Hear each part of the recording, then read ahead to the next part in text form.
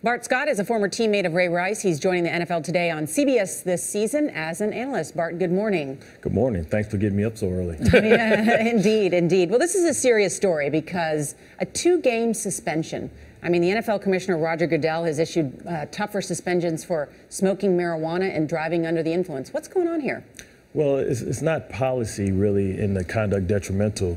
It's the only thing that he had to stand on.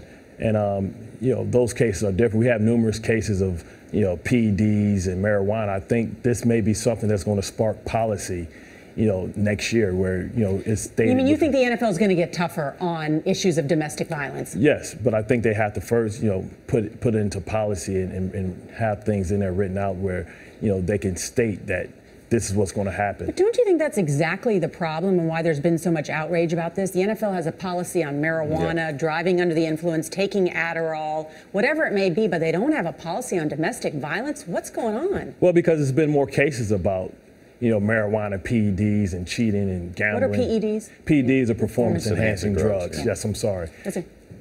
So now, that this is happening, you think about Greg Hardy in a case for the Carolina Panthers. It's becoming a trend. I think the NFL is going to have to be proactive and put in, policy stating, that these things will not be tolerated. Yeah, they maybe should have looked into this a little earlier, though. But have you talked to Ray about his reaction to this suspension? Well, I've spoken with Ray last night, and he's very apologetic. I think, the 2-game suspension is also response to this kid has a tremendous record. He has his anti-bullying campaign, and, he really had a spotless record before this. I think he's really going to champion, this. He says him and his wife are doing great.